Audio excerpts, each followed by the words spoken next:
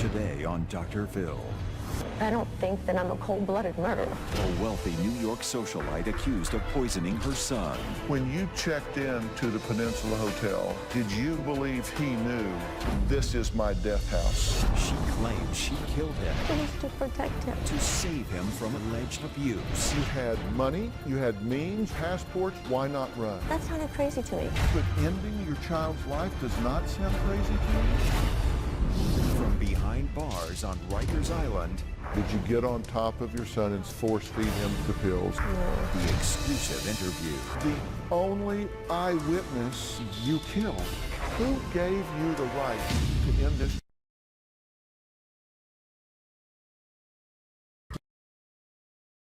Here's Dr. Phil. Today, an exclusive interview behind bars with the multi-millionaire Manhattan socialite accused of the unthinkable, murdering her own 8-year-old son. Former high-powered pharmaceutical executive Gigi Jordan says this was a murder-suicide gone wrong and claims she only killed her son to protect him. Gigi admits she checked into a ritzy hotel on Fifth Avenue armed with nearly 6,000 prescription pills and poisoned her son with a lethal combination of Ambien and Xanax, washing down the pills using a syringe full of expensive vodka, orange juice, and crushed up hydrocodone. Gigi is on trial for murder right now in New York City. Outside the posh peninsula, the body of an 8-year-old boy was taken away after police believe he was force-fed a deadly mix of pills by his mother. Did mommy actually grind down powerful painkillers, Vicodin, to mix with vodka and orange juice, then force-feed her little 8-year-old son? Police raced to a $2,000 a night hotel suite. There they find an executive mom, Gigi Jordan, sitting on the floor. Police forced their way into the 16th floor room where inside they found a suicide note, the boy's lifeless body on the bed, and his mother slumped nearby, babbling incoherently. The deadly discovery came after the woman emailed family in her native Belgium saying she was planning to kill herself and her son. The little boy, by all accounts, according to his teachers, a mute. He couldn't scream out or complain. Jordan claims the boy's father had been sexually abusing him, and she believes she was saving him from a life of torture. Prosecutors described the mercy-killing defense as hollow. In court papers, Carrie O'Connell, the lead prosecutor, wrote, "While the defendant has a right to a defense, she does not get to simply conjure one from the ether." Today, one of Jordan's attorneys, Ron Kuby, demanded a mistrial because he said the judge did not allow the jurors to hear evidence that might have proved Jordan's ex-husband, Ray Mira, was trying to kill her, which led to her emotional instability. All I can tell you is that Gigi has a story to tell of how this unfolded and what happened to her and what happened to Jude, and she's going to tell that story. Gigi Jordan says she planned to kill herself and her son because she believed her ex-husband Ray had mafia ties and planned to kill her. Gigi says if she died, she was terrified custody of Jude would go to his biological father, a man Gigi claims abused the boy.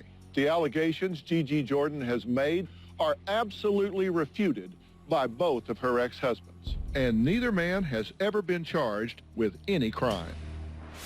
Across the water is Rikers Island, home to one of New York's most notorious correctional facilities.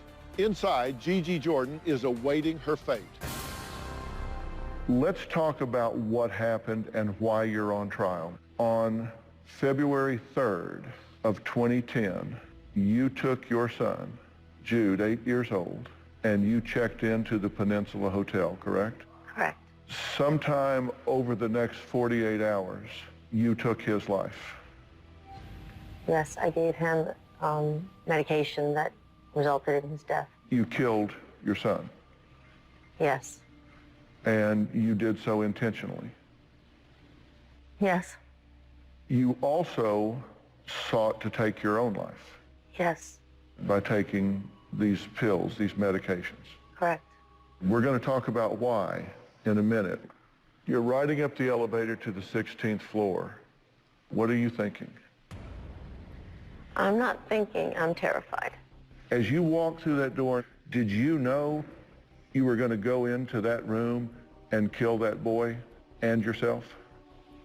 Up until the moment that happened, I had continuing reservations. What was his demeanor when you went into the room? Was he excited to be there? Was it, oh, it's a beautiful place? Was he running around the room? Was he jumping on the bed? Was he happy? Was he...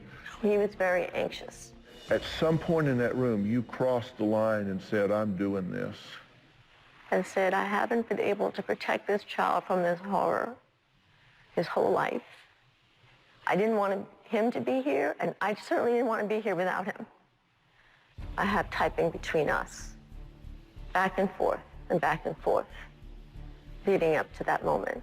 And he had the capacity to have an intelligent discussion with you. I understand it was typing. Yes.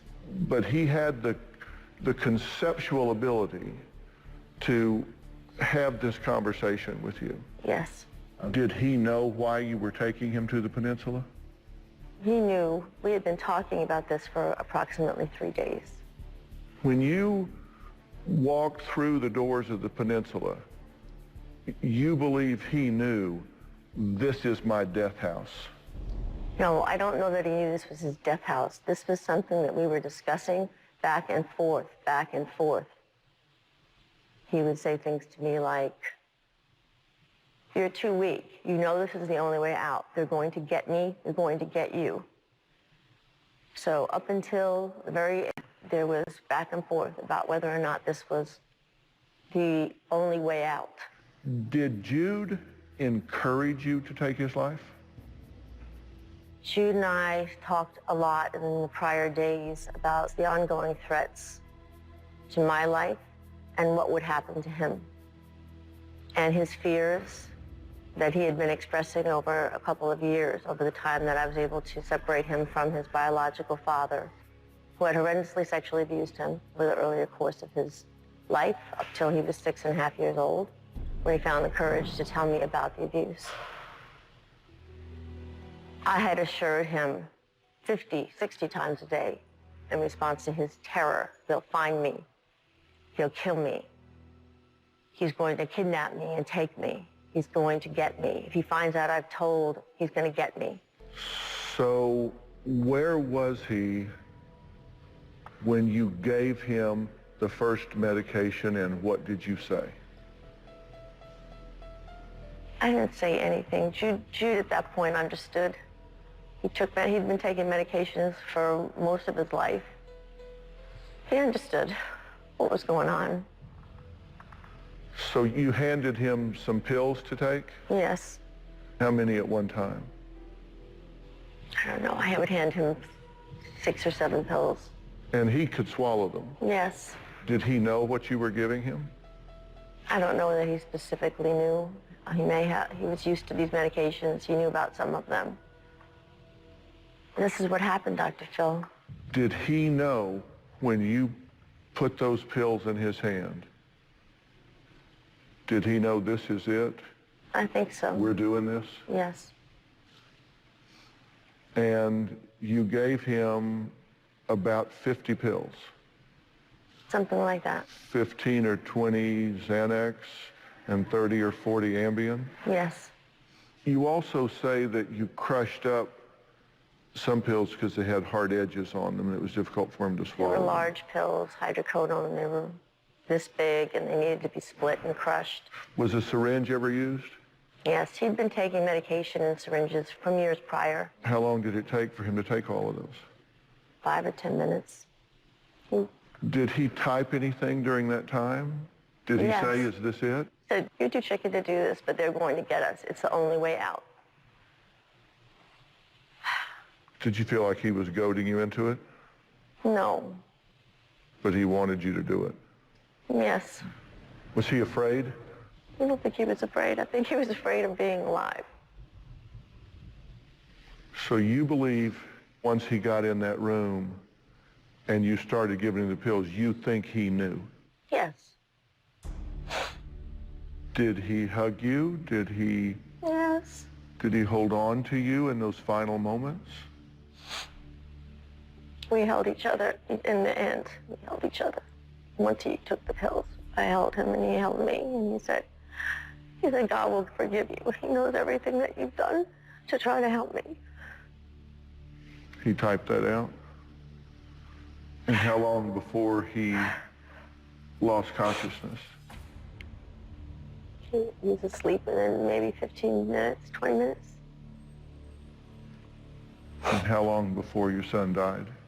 I don't know. Right now, my head isn't clear, but I think they say it was like 24 hours, something like that. There is speculation that he fought you, that he did not want to take the pills, and that you jammed them down his throat, that you used the syringe, that he was bruised on his nose and his mouth and his chin. Did you get on top of your son and sit on his chest and force feed him these medicines? Jude Mira's biological father, Emil Chekhov, vehemently denies all the accusations Gigi Jordan makes against him. We reached out to him to offer the opportunity to participate in the show and tell his side of the story. We did not hear back from him in time for our broadcast deadline. Emil Chekhov has not been charged with any crime. I just don't get how it is rational, even under the pressure you were at the time, to not do everything else first before you did what you did. Who gave you the right to end this child's life? We now return to Dr. Phil's interview with New York socialite Gigi Jordan. Gigi Jordan testified that after checking in to the Peninsula Hotel, she fed her son 50 pills. 15 minutes after Jude swallowed his final capsule, Gigi says he, quote, fell asleep on the bed. But prosecutors claim bruises on Jude's nose, chin, and chest indicate that she got on top of her son and force-fed him the poisonous mix of pills and also used a syringe to give him liquefied hydrocodone. She insists she panicked when she realized her son was dying, and the bruises are a result of her frantic efforts to revive him. There is speculation that he fought you, that he did not want to take the pills, and that you jammed them down his throat, that he was bruised on his nose and his mouth and his chin because you had to force his mouth open and hold his nose to make him swallow. No. We had a forensic pathologist testify that the bruises on his chest, his nose, and his chin were related to the CPR that I attempted to administer at the end when I heard his, it's called agonal breathing, which is when you know that someone's really at the end and dying. But you wanted him to die. You wanted him to be safe. Dr. Phil, it's not that simple, you know. It's really not that simple. That's the last thing I wanted. I wanted him to be safe. These words, kill, death house. I wanted him to be safe. I didn't want him to be raped or tortured anymore. I did not. The last world I wanted was to lose my son. My son was my whole life. She's still my whole life. She's the reason I'm here telling you this story. When did you take the pills that were to kill you? He took the pills late that night, 12 midnight, something like that. And then he passed, I don't know, sometime on the 4th. And then I wrote a 20-some-odd page suicide note trying to tell everything that had happened.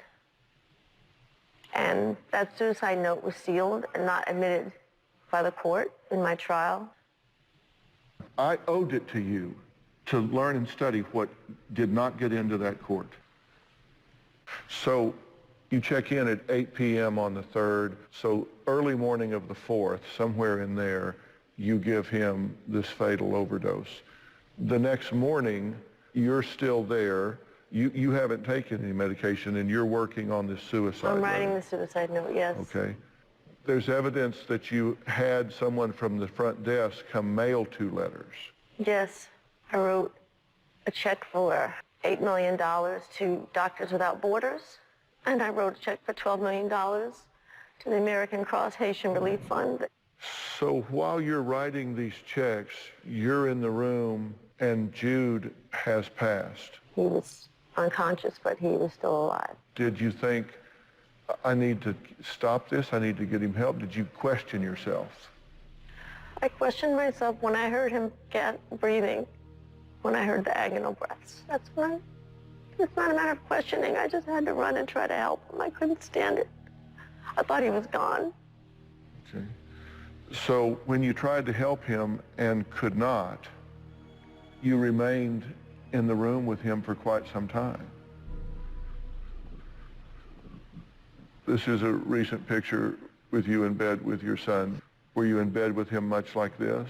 Yes. And he looks very happy and peaceful with you at this point. Was he that way when you were with him that night? At times, towards the end, he was. He was very anxious for days and days leading up to this. Uh-huh. If I can show you another picture, it ended very, very differently.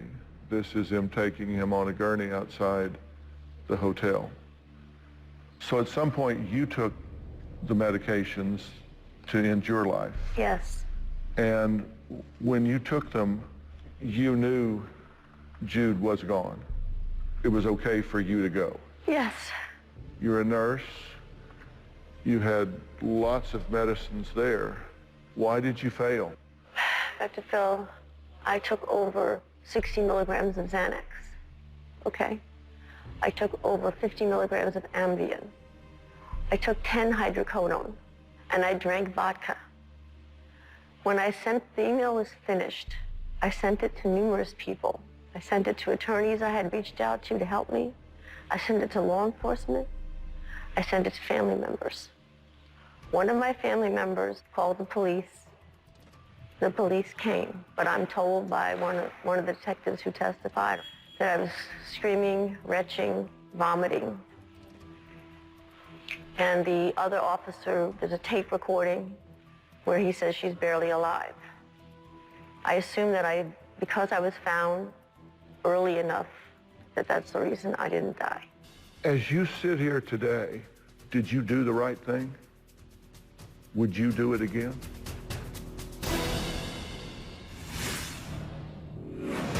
You believed you were going to be killed and that your killer was going to make certain that your son got returned to this person that you believe was monstrously torturing and molesting this innocent child. We now return to Death on Fifth Avenue. Millionaire mom accused of murdering her son speaks from Rikers Island. Jude Mira spent his final hours alive right here at the Peninsula Hotel.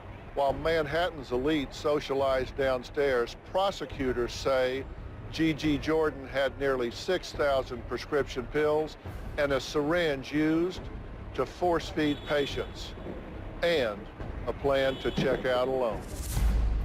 As you sit here today, did you do the right thing? Would you do it again? No.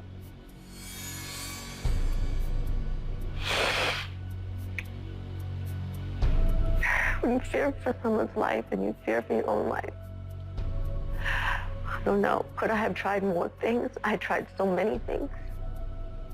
Knowing what I know now, I don't know. I certainly did not want my son gone. Certainly didn't want to be here without him and love him more than anything in the world.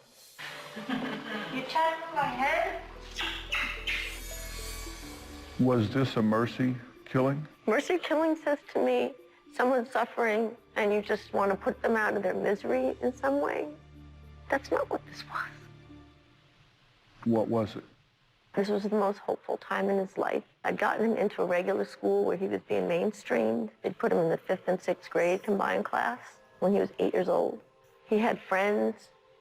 I couldn't believe that someone who'd been through what he'd been through had the hope that he had about life. This had nothing to do with that. It was to protect him. You talk about systematic torture of Jude Mira, inadmissible. June's own words about the torment he suffered inadmissible.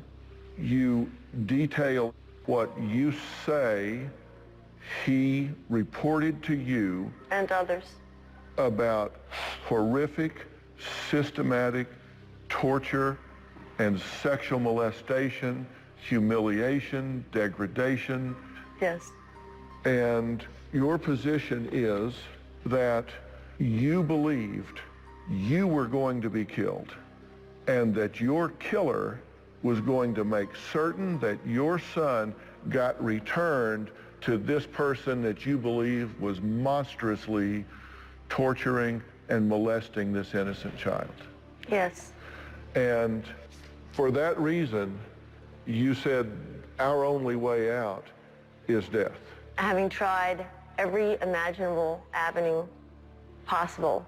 But did you run? I made efforts starting as early as 2008 when I started to understand some of these things about Mira and the danger he posed. But you never reported it to the authorities. I did report it to the authorities. You filed complaints yes, with the police. my 3 different therapists filed it with Child Protective Services. No, I'm talking about you. I went through the therapist. If somebody is hurting your child, you call the police, you call 911, you call the cops. I did not believe that the police, and I was told through my therapist that they wouldn't believe it, they didn't believe it, and that they wouldn't make a police report because the police would never prosecute this. He can sit with an investigator and type out what he's saying to you, correct? I'm just telling you what I was told. No, I'm just asking, could he do that? I eventually did go to law enforcement. I went to Wyoming, Dr. Phil. They didn't believe me. They didn't believe him because he was terrified. They propped him up on a medical table and said, type about the abuse.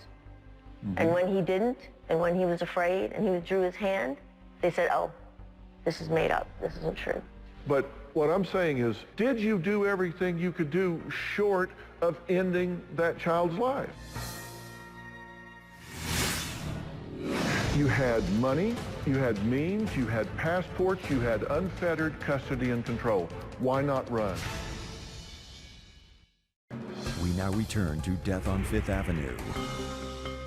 A mercy-killing defense, a sane mother viewing death as a reasonable option for her child, followed by what was supposed to be a suicide.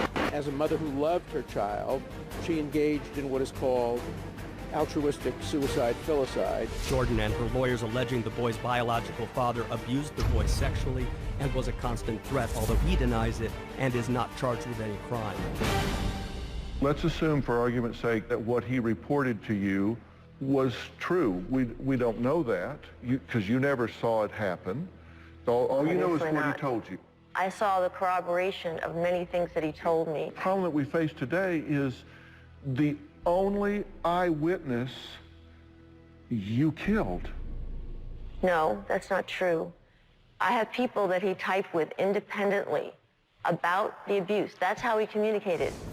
Dr. Frank Putnam is a psychiatrist and a professor of psychiatry at the University of North Carolina School of Medicine. He did not testify at Gigi's trial, and although he never met the child, Dr. Putnam has reviewed Jude's medical records and the messages Gigi says the special needs son typed on a BlackBerry about his alleged abuse. Here's what he had to say. Jude had very little spoken language, but he had very good keyboarding skills. And this was noted in the record by a number of physicians, and it's documented that he was able to type on a computer and even type on a BlackBerry at times. And he used these to communicate with his mother, he used this to communicate with his therapist, he used this to communicate with his teachers in school, with his classmates. There are many examples of Jude being able to actually write on a little BlackBerry. Jude was able to communicate what happened to him using the texting. I've seen this kind of texting with a number of children now, and I'm quite struck, even though they may not be able to speak, and many people assume that they must be in some ways mentally retarded or challenged, that they often can text at very high levels of language. I've read hundreds of pages of Jude's text. Much of it is just very simple stuff about what he wants for breakfast or what he wants to do or what he doesn't want to do, but he has very poignant passages where he's talking to teachers, to his mother, about how he feels. This is not so unusual. I've seen other children who use now primarily tablets to text. There are many children out there who cannot speak but are actually able to communicate fairly well using a tablet or some kind of a keyboard device. I made attempts to make legitimate reports to CPS, the FBI, the U.S. Attorney's Office. No one did anything. No one believed me or Jude. And I had a lawyer get me an expert on how to disappear. He said, get several suitcases and get cash and go to the Bahamas. And why did you not do that? Dr. Phil, that sounded crazy to me. That sounds crazy to you, but ending your child's life does not sound crazy to you? Sounds crazy to me that I should have to be, and he should have to be in a position where no one would believe or help us. The craziest sounding thing of all is ending a child's life before you have exercised every potential option, right? If one option is take cash and go live on the beach in the Bahamas, isn't that better? Do you think that me alone in the Bahamas with an 8-year-old child with tremendous needs, educationally, therapy-wise, medical needs, do you think that a guy who's associated with the mafia who wants me dead isn't going to find me? This isn't just a guy who was pissed off and people were killed for a lot less money. He has denied that. He has never been charged. What would he say? Of course he would deny it, but he's never been charged. His company, Allianz Healthcare, was indicted. But he was not. You had money, you had means, you had passports, you had unfettered custody and control. Why not run? To run would make me only more vulnerable. But how does that make sense if the alternative is to end your child's life? I equate it to battered women syndrome. When someone has been harassing you, stalking you, terrifying you, abusing your child, there comes a point when you ask me, would you do it differently? Ask a battered woman that. Why not institutionalize him under an assumed name somewhere with high security that they can't get to? I want my son in an institution. You said he had friends, he was hopeful, he was happy, and it's that time that you choose that option? I felt completely incapable of protecting him. That's all that I can tell you. Whether that was rational or not, I can't say, but I don't think that I'm a cold-blooded murderer. We reached out to Ray Mira and invited him and his attorney to appear on the show. His attorney, Ray Raskoff, provided us with this statement. Mr. Mira has received multiple requests from the media for information concerning the Gigi Jordan trial. Mr. Mira remains deeply saddened by the tragedy of Jude's death and regrets the need to again deny the false and the irrational allegations that Miss Jordan has made against him. I just don't get how it is rational to not do everything else first before you did what you did. Who gave you the right to end this child's life? We now return to Dr. Phil's prison interview with Gigi Jordan. Now, I want to be very clear. Your position is you did not do what you did because this was a special needs child. No. You did not do this because he was a burden. No. You did not do this because you are a wealthy New York socialite that wanted to flit about Manhattan. Yeah. Does that make sense? Because I got to tell you what I think. I don't think you had the right to end this child's life. I don't think it was rational. I don't think it was reasonable. I don't think you have the right to take a child and end their life because your assessment is that things are going to get bad for them. I just don't get how it is rational, even under the pressure you were at the time, to not do everything else first before you did what you did. Why you didn't run, why you didn't put him in an institution. Who gave you the right to end this child's life? I can't tell you about who has the right. All I can tell you is it's easy to judge. It's easy to sit there and not put yourself in someone else's shoes. Do you advocate this? No. I mean, because there are people in analogous situations out there. It's easy to say, how ridiculous is that? I wanted to do this and go on and live my socialite life. Really? It's wrong. It's wrong. I wish I would have died with him that night. That's all I can tell you. Since you didn't, should you go to jail? I probably will. And the fact that despite what you say or think, I feel I tried and went above and beyond in every possible manner to get help. And the fact of my inability to do that tremendously added to the burden and the fears. They took him away from me. When I reported this in Wyoming, they took him out of my custody. But were they right? I mean, they were saying, this lady is unstable. We need to protect this child from her. And as it turns out, you ended his life. Were they not prophetic in saying they should take that child from you?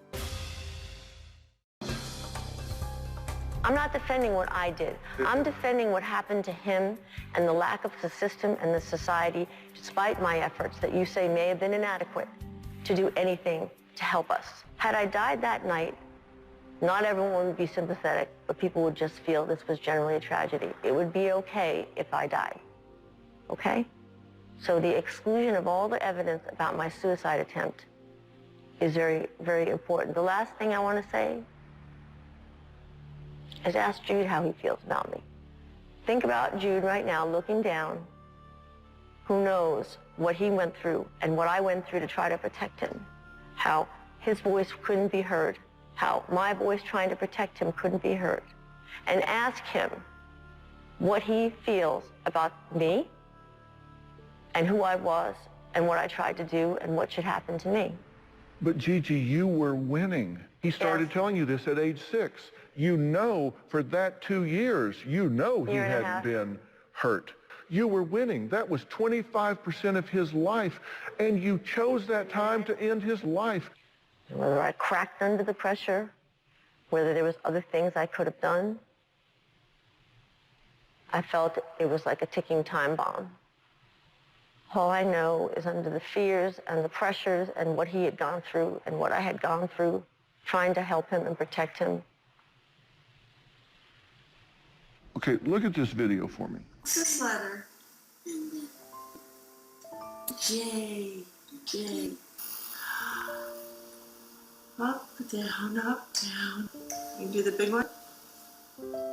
I saw 2 different videos of Jude. Many autistic children do not relate directly to people. Jude was very related. Process so fast, Jude. He was very involved and related. He made good eye contact with people. He listened to people.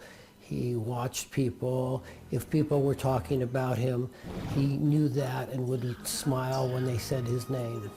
He was very interactive with adults. He listened to adult conversations. We don't see that classically in autistic children. Well, Jude was seen all over the country in the hopes that some expert could find out what was the matter with him. Gigi was taking her child from hospital to hospital. She was consulting the best specialists.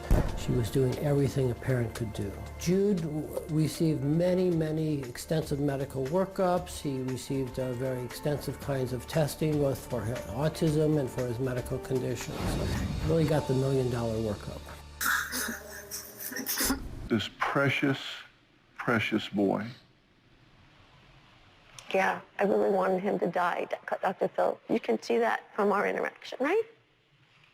You can see that this is someone I didn't love and care for more than anything. It's very obvious. I wanted him dead. I didn't want him in a home where someone else could watch him because I didn't care about him. I wanted him to die. That's what that film tells you, right? I asked you in the beginning, if you had this to do over, would you end his life again? I would have done a better job of making sure I ended my own. That's what I would have done. That's what I would have done. This is the second tragic story that we have covered this year where a mother chose to kill her special needs child. If you are a parent of a special needs child, you need to know, no matter what the circumstances, you do not have the right or the moral empowerment to make the decision to end a child's life. There is always a better choice. Now, if you are a family coping with autism and you need support, you can go to autismspeaks.org. You can also go to autismnow.org. This case is complicated because this child was seen for a particular mysterious condition that one had to go through hundreds and hundreds of pages of medical records, hundreds and hundreds of pages of therapy notes, as well as the texting to unravel what was happening.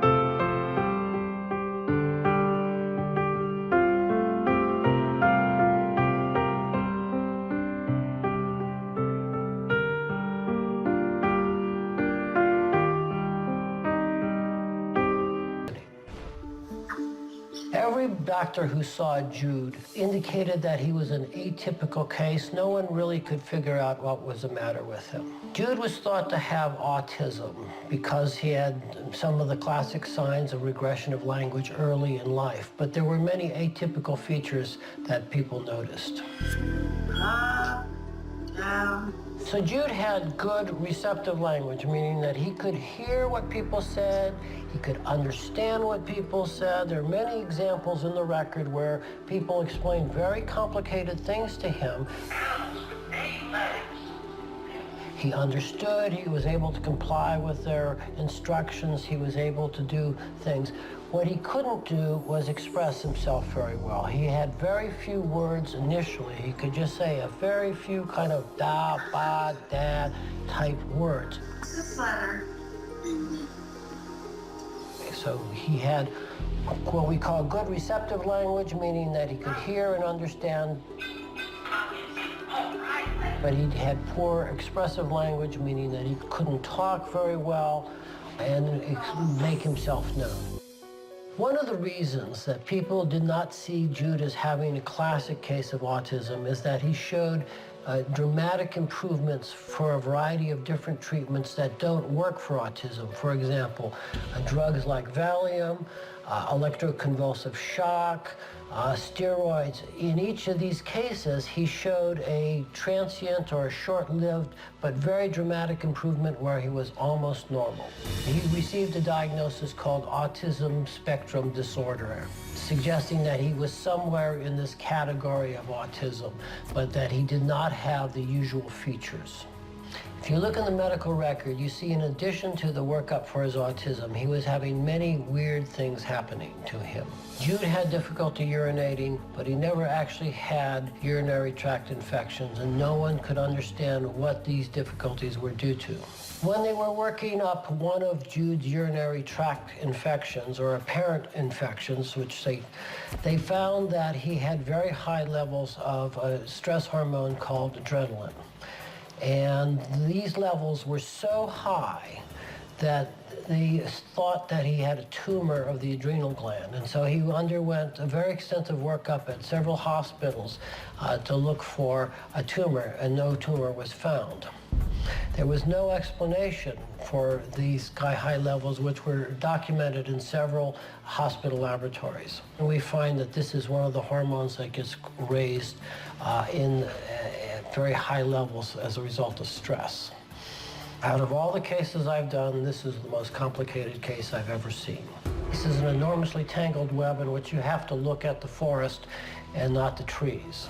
I'll set the alarm, and when it's over, it's over. I looked at the case as if it were a Munchausen's case. I would say that there are a number of things that make me think that this was not being done by Gigi. One is that she gave very clear histories and physicals each time. She didn't distort any of the lab values. Every time she went to a new doctor, she gave a very coherent history of what the last doctor had done, what the test findings were. I went through the records looking to see how her history corresponded to what the actual medical record was, and it was spot on.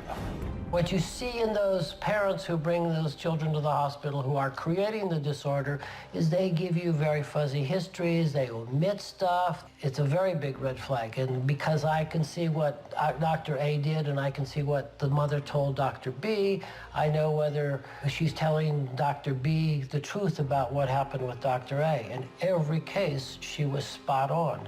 She was telling exactly what went on. She had all the lab values, she had all the x-rays. She knew exactly what was happening to her child.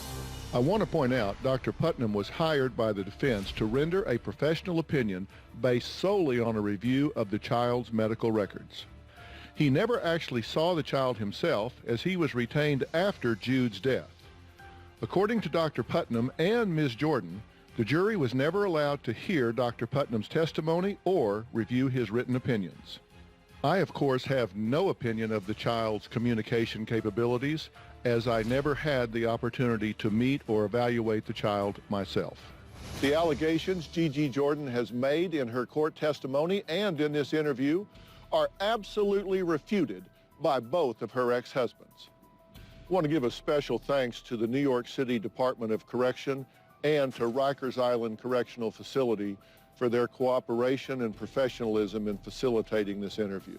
Thanks for watching.